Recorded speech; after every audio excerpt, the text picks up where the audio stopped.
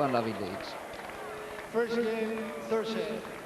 I suppose it's liable to be about 60% in one game by any mathematical calculation, but I've just felt, in fact, through the tiebreak even, there was a beginning of a better rhythm.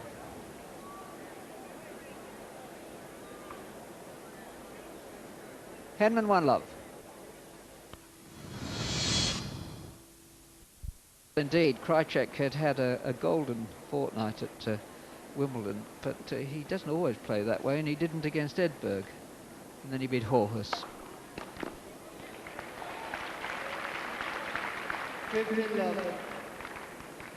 Yes, and particularly as Krajicek had a good winning record against Edberg this year.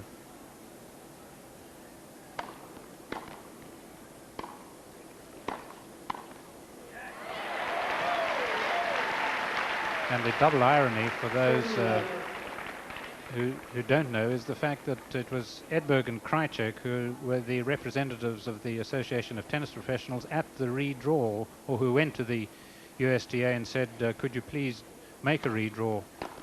And so for them then to meet each other in the first round.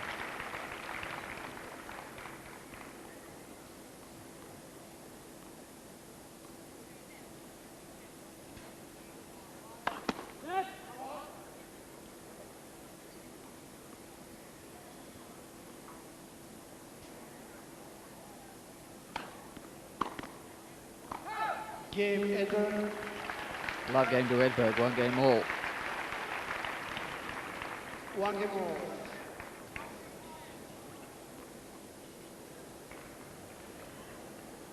Just his second love game in this match, and prior to it, in 41 games leading up to this match, he'd served 7 love games, so just about 1 every 6 games. 15 love.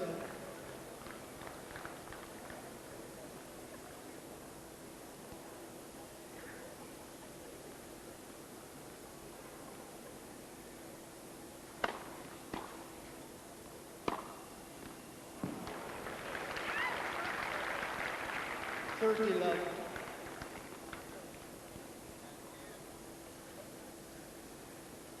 Edberg certainly looking the wetter of the two. Henman retains his freshness.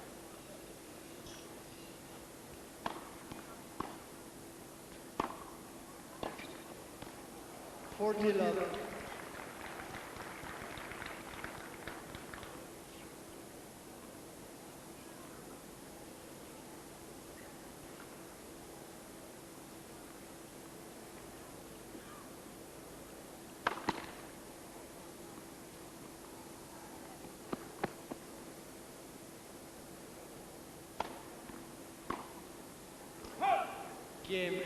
Love game to him then, and Henman looking to me very much at home at the moment.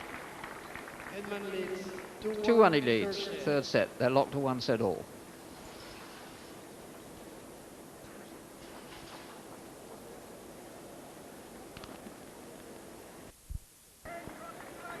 A consideration here.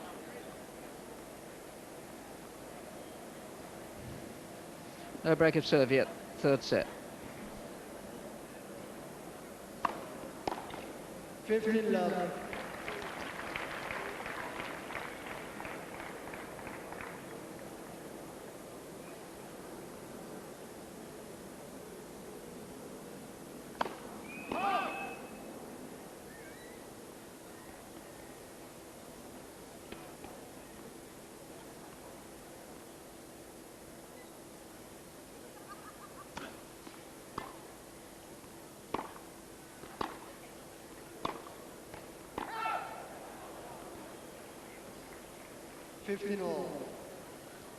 Yes, of course, as the match stretches out, any existing injury might begin to be felt.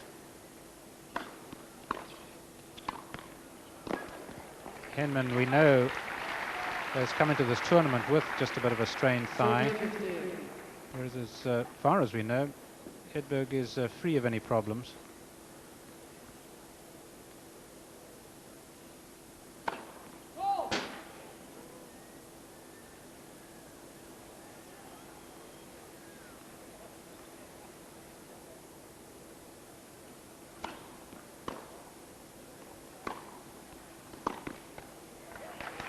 14-15.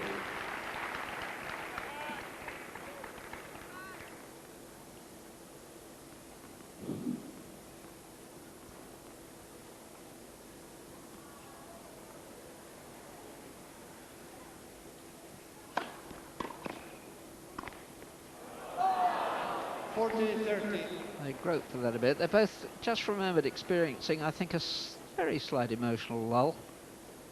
Comes and goes over a long match. Concentration can vary. Intensity.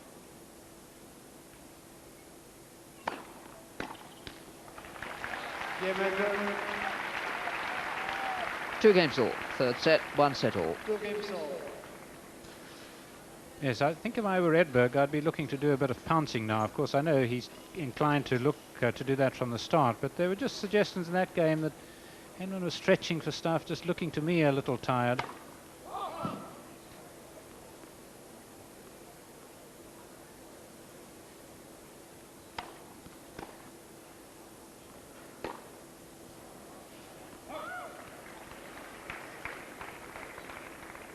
Love 15. Because there's a state of mind too where experience up to a point can really help you. Edberg, a veteran of matches played over 5 sets, and certainly matches that have gone to a 5th set. Whereas if you think of it, Henman's only ever played 1 match, that match against Kafelnikov at Wimbledon this year, that was resolved over 5 sets.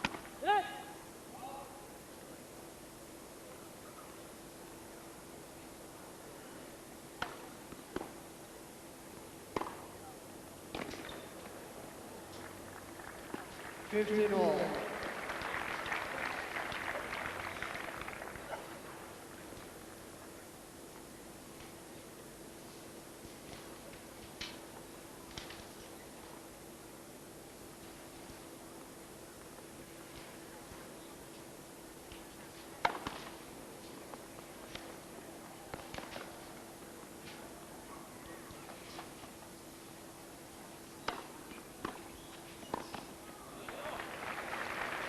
And again, 3 missed first serves by Henman. They may have played exactly the same amount of tennis, but given that Edberg's first serve percentage is a lot higher, Henman has actually played a lot more shots. He's just got to start making many more first serves.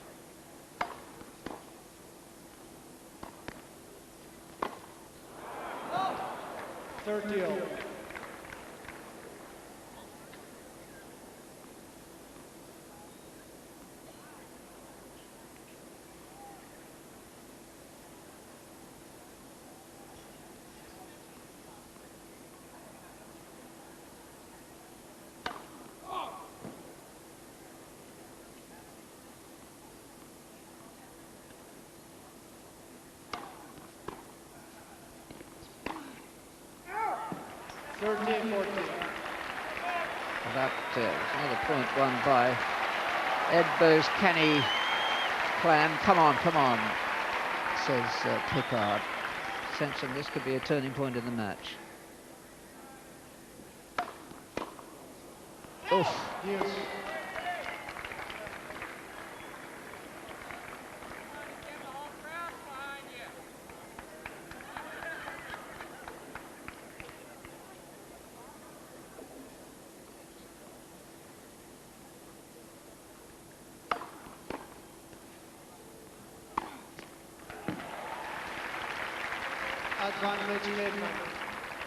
Yes, just a little bit more flint there suddenly.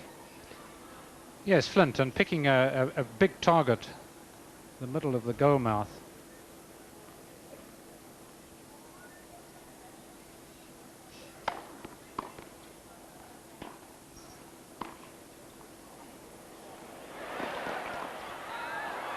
Yeah, a good try. Foxy lob. Yes.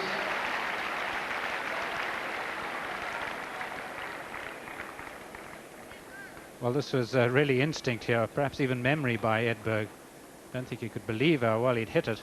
And you can see it delaying even his approach to the net, perhaps as a result.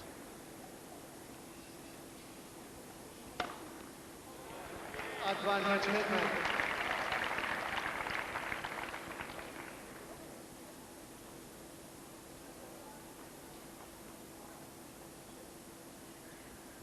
Just 6 aces from him.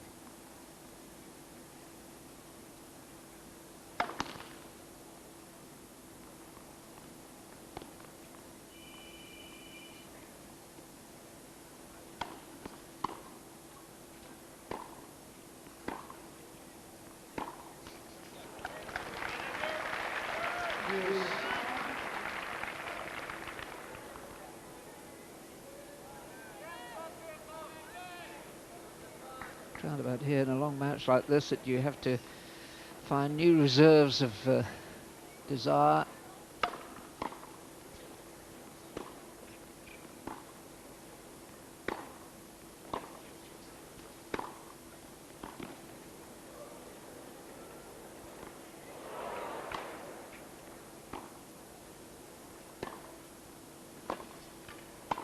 That was quite beautifully played.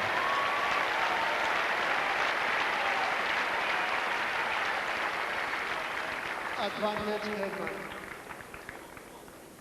Yes, we saw him blow just before the point, Edberg. Whew. And in that point, Henman always the aggressor.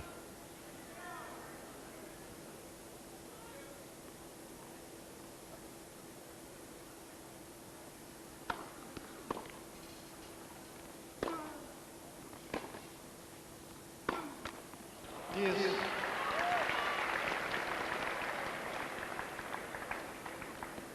What Edberg is doing pretty well on his ground strokes, although he's suddenly now looking wearier than I thought Henman was looking a moment or two ago, is getting really good depth. Not hitting them very hard, but keeping them deep, close to the baseline. Well, I think. Advantage Henman. Yeah, absolutely.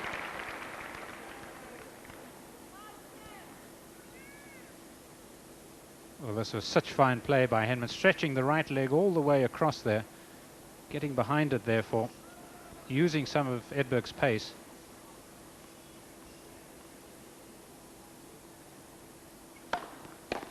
And that was a good serve and a very good game and an important game, I think, for Henman to win. 3-2, he leads now third set. They're one set all. It's not as if Tim Henman's going to get a break after this, after the US Open, whatever happens here today. He's got the revived tournament at Bournemouth at the West Hants Club on clay, the slowest of the surfaces, against a pretty world-class field, if anybody's going to go along. And the week after that onto grass, the fastest of the surfaces, so there's going to be a lot of adjusting done pretty smartly over that period.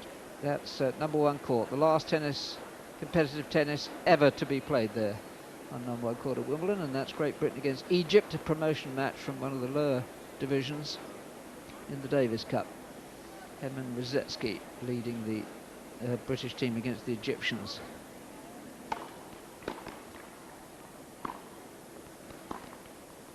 $15. And we're showing that, by the way, on Sky, that match at Wimbledon. A historic occasion.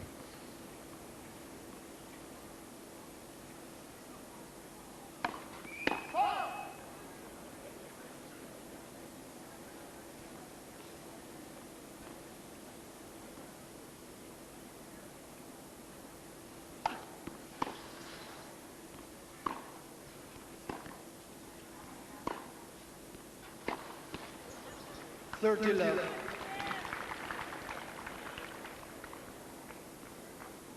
Yes, missing a forehand, a little similar to the ones that Edberg had hit, and Edberg, the first one, really hit pretty well, a sort of inside-out type forehand, and then quickly duplicating it.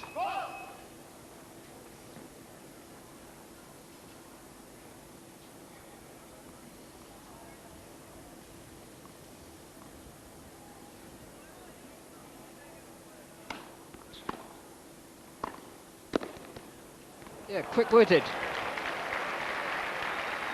30-15. A sign of chirpiness that shows a certain freshness. Yes, quick all round.